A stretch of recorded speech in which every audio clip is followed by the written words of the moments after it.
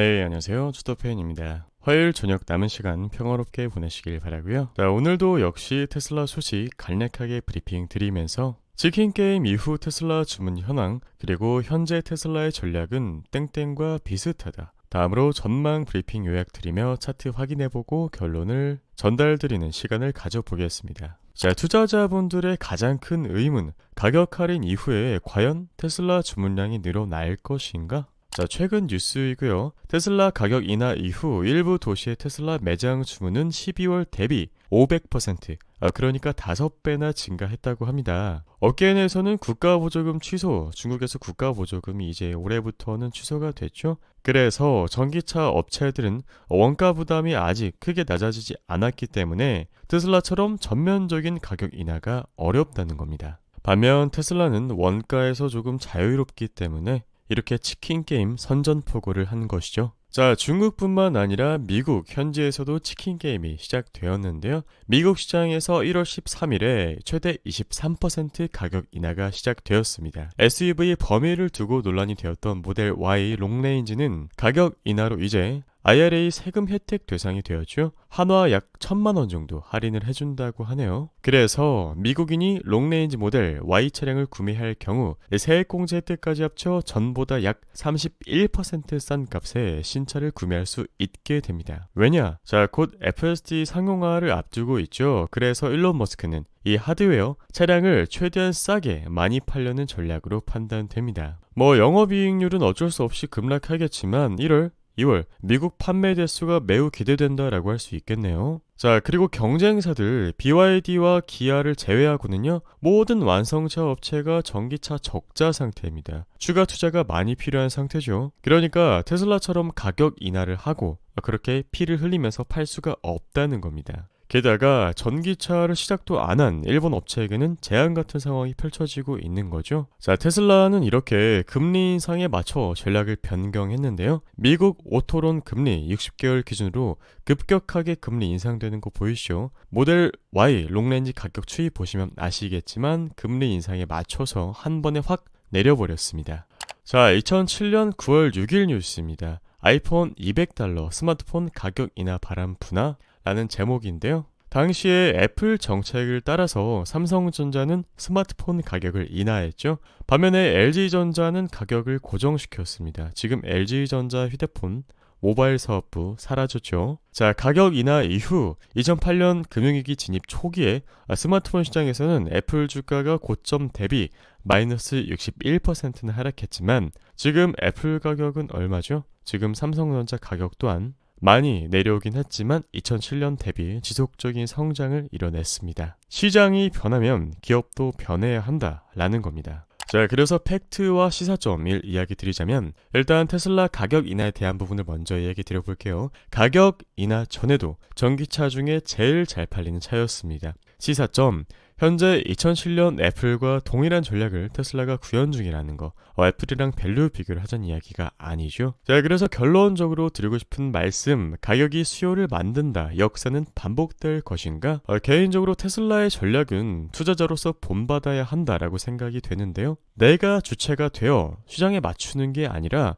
시장을 주체로 하여 나를 맞추기 때문입니다. 이렇듯 상승장, 하락장에는 각자 다른 전략으로 시장의 우리를 맞춰야 됩니다. 자, 테슬라 브리핑 좀 시작해 볼게요. 일단 첫 번째 키워드는 테슬라는 가격을 인하해도 그래도 돈을 벌 수 있을까? 또 경쟁사들도 그렇게 할 수 있을까? 결론부터 말하자면 그럴 수 있다라는 겁니다. 21년과 비교해 23년 테슬라 판매량은 약 2배 증가할 것으로 예상이 되고, 왜냐? 감가비, 투자비, 단위당 고정비가 절감될 것으로 예상되기 때문인데요. 23년 올해 상하이 공장, 텍사스 베를린 공장이 본격 가동되죠. 그래서 전체 원가가 하락할 전망입니다. 게다가 원재료 가격 중에서 이 알루미늄 등 기타 원재료 등의 가격은 대부분 2년 전 수준으로 내려왔습니다. 이러한 상황을 감안했을 때 올해 테슬라는 22년보다는 둔화되겠지만 21년 수준의 견조한 수익성을 유지하고 대규모 현금 흐름을 지속적으로 창출할 것으로 예상됩니다. 테슬라 판매량 전망인데요. 21년, 22년, 23년 역시 압도적인 성장을 보여줄 것으로 예상됩니다. 테슬라가 참고로 매년 50% 이상의 성장을 이뤄내겠다라고 했는데 22년에는 그 수치를 달성하지 못했어요. 그래서 몇 퍼센트나 달성했나 봤더니 40% 성장했습니다. 경기 침체 시기에도 말이죠. 자, 그리고 올해 지역별 생산 능력 추이를 보시면 아시겠지만 미국 텍사스, 독일 베를린 본격 가동되면서 더 많은 테슬라를 더 저렴하게 빠르게 보급할 수 있게 됩니다. 게다가 자동차 원재료 가격 추이 지금은 살짝 반등을 하고 있긴 하지만 대부분 2년 전 수준으로 회귀했어요. 맞습니다. 그래서 테슬라의 에비타와 케이펙스를 봤을 때 올해 그리고 24년까지 우상향할 것으로 전망이 되네요. 자, 두 번째 키워드, 경쟁사도 이런 전략을 펼칠 수 있을까? 테슬라가 수익 기조를 유지할 수 있는 것은 원가 경쟁력이 높아 수익성이 높고 재무 구조가 건전하며 판매량이 크게 증가해 고정비 절감 효과가 크기 때문인데요. 핵심적으로는 원가를 절감할 수 있는 엔지니어링 능력이 있고 지속적으로 생산 공정을 혁신하고 있기 때문입니다. 예를 들어 미국 프리먼트 공장은 토요타로부터 인수한 다음 같은 공간에서 생산 능력을 무려 50%나 확대했죠. 그야말로 빈 공간 하나 없이 생산성을 극대화해 왔음을 확인할 수 있습니다. 자, 바로 그 대표적인 혁신 기술이 기가 캐스팅이죠. 기가 캐스팅은 자동차 언더바디를 제조할 때 170여 개의 금속 패널을 하나씩 용접하는 게 아니라 하나의 소재를 대형 장비에 넣고 한 번에 이렇게 찍어냄으로써 공정을 크게 단축한 기법입니다. 반면 대부분의 경쟁사들은 아직 전기차에서 규모의 경제를 갖추지 못했거나 수익성이 높지 않고 특히 신생 전기차 업체들은 글로벌 유동성이 줄어들면서 확장보다 생존이 중요한 상황이 되고 있죠. 그래서 결론적으로 이번 경기 둔화 사이클은 테슬라에게도 부정적인 거 맞긴 합니다. 그런데 경쟁사들에게는 훨씬 더 부정적입니다. 테슬라는 이번 사이클에서도 돈을 벌고 미래 성장을 위한 투자를 지속할 가능성이 높고 중장기적으로 시장 지배력이 더 강해질 가능성이 높습니다. 주요 자동차 업체 영업이익률 비교만 해봐도 니오, BYD, 폭스바겐, 토요타, 테슬라의 영업이익률 압도적으로 높죠. 자, 지금부터는 자율주행의 가치라는 키워드에 대해서 브리핑 드려볼게요. 먼저 테슬라 FSD 채택률 먼저 보고 가실게요. 그래프로 간단하게 보셔도 아시겠지만 꾸준하게 우상향하고 있는 것을 확인할 수 있었습니다. 거기다가 FSD를 한 개 팔 때 수익 이익률은 63.9%나 됩니다. 자율주행 발전의 속도와 소비자 효용에 주목해보자. 사실 테슬라 자율주행 사업 가치에 대해서는 여전히 논란이 많긴 합니다.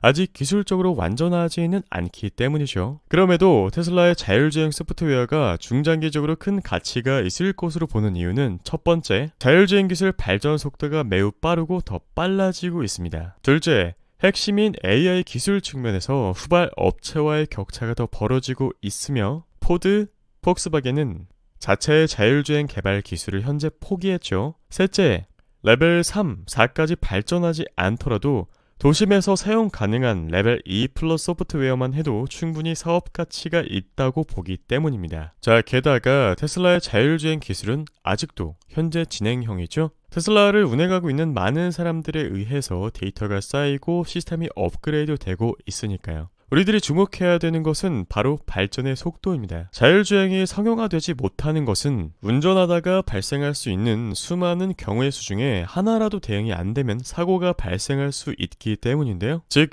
AI를 활용해 규칙을 찾아내도록 해야 여러 상황에서 대응이 가능하다라는 겁니다. 자, 내비게이션 찍고 출발하는 모습인데요. 출발하면서 좌회전 신호 받고 비보좌회전이었나? 아무튼간에 지금 내비게이션 경로대로 운전자는 손 하나도 움직이지 않고 자율주행에 몸을 맡기고 가고 있는 모습입니다. 길이 상당히 구불구불한데도 잘 가네요. 자, 게다가 테슬라는 난이도가 높았던 비보 좌회전에서 모든 경우의 수까지 정복했는데요. 테슬라의 자율주행은 특히 도심 자율주행을 개발하기 시작했던 21년부터 발전 속도가 빨라지기 시작했습니다. 21년도에는 2주에서 3주씩, 21년에는 2주에서 3주 한 번씩 업데이트가 되고 버전별로 성능 개선을 크게 시켰습니다. 1년 동안 AI 모델을 무려 76,000번이나 훈련시켰고 총 25번의 소프트웨어 버전이 출시되었네요. 그래서 과거에 해결하지 못했던 아주 복잡한 길에서의 비보 좌회전을 22년 하반기에 해결한 겁니다. 한국에서도 비보 좌회전길이 상당히 많죠. 그런데 어떻게 성능 개선을 시켰냐? 바로 AI 기술의 발전 덕분입니다. AI 학습은 기본적으로 질 좋은 데이터를 얼마나 확보하느냐, 얼마나 좋은 모델로 학습하느냐, 대량의 데이터를 빠르게 학습시킬 수 있는 슈퍼컴퓨터 등 학습 인프라를 갖췄느냐 등에 따라 좌우됩니다. 테슬라는 글로벌 탑티어급의 AI 엔지니어들이 모여 최신 AI 기술을 적극적으로 도입해서 인공신경망을 지속적으로 업그레이드하고 있죠. 게다가 수많은 데이터를 학습하는 슈퍼컴퓨터도 세계에서 7번째로 크고 최근 1년 동안 성능을 50%나 개선했습니다. 앞으로 자체 개발한 슈퍼컴퓨터인 도조를 도입하면 오토라벨링 시간도 지금보다 2배에서 3배 단축시킬 것으로 예상되는데요. 자, 사실 현재 테슬라의 기술은 미국 캘리포니아에 사는 운전자가 회사까지 도착하는 데 있어 거의 개입하지 않아도 될 정도로 대부분의 주행을 혼자서 할 수 있습니다. 눈이 오거나 비가 오는 상황만 빼고요. 그러나 지금의 기술 발전 속도라면 그 개입 빈도가 크게 줄고 운전자가 편안하게 모니터링만 할 수 있는 시점이 멀지 않을 것으로 예상됩니다. 자, 그래서 얼마나 많은 경쟁자들이 이렇게 방대한 데이터를 모으고 아예 테슬라처럼 자체 개발까지 할 수 있을까요?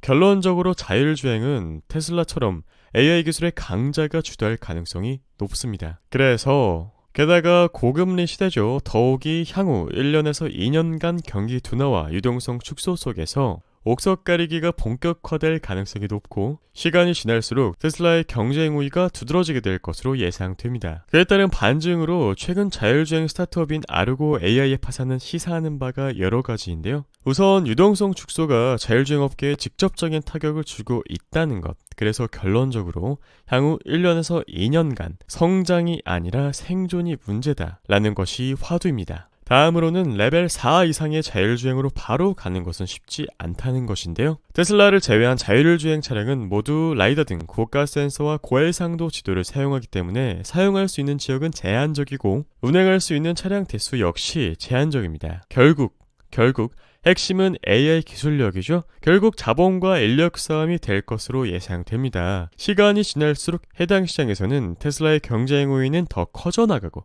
테슬라의 경쟁사로는 AI 기술력이 뛰어난 엔비디아 진영이 형성될 가능성이 높긴 합니다. 다만 엔비디아의 경우 테슬라와 달리 차를 직접 생산하지는 않죠. 자동차 업계랑 제휴하고 영업을 해야 됩니다. 따라서 주행 데이터를 확보하는 데는 시간이 좀 걸릴 것으로 예상되네요.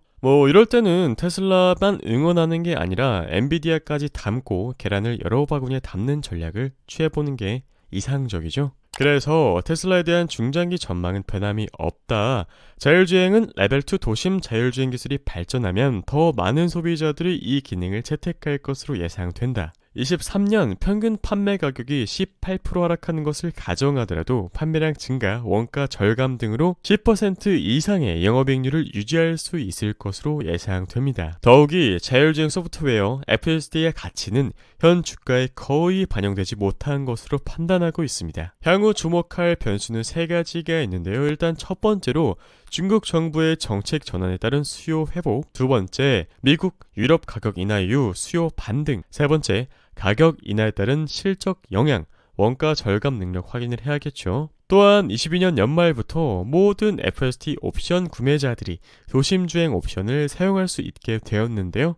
이에 대한 반응과 채택률 상승 여부가 중요할 전망입니다. 당연히 아직은 초기이기 때문에 다소 시간이 걸리겠지만 기술이 보다 발전하고 소비자들이 익숙해지면서 점차 채택률이 상승할 것으로 예상됩니다. 자, 전망은 알겠는데 얼마에 사서 얼마에 파느냐, 그것이 문제로다. 맞습니다. 131에서 136은 일단 이탈했고 110에서 112달러 지지 어느 정도 성공한 모습이라고 볼 수 있겠습니다. 추가 상승의 경우 131에서 136 일단 여기 돌파해야 되고요. 저 같은 경우는 일단 1차 수익 실현 자리를 150에서 154달러 정도로 고려해보면 어떨까, 이렇게 전략을 세우고 있습니다. 2차로 추가 상승이 일어났을 경우에는 최대의 상승폭 170달러까지는 열어둘 수 있겠습니다. 자, 미국 시장의 추가 하락 가능성에서도 제가 이야기 드렸었죠. 밑에 지지선 93에서 96.5달러, 그리고 핵심 지지선이 될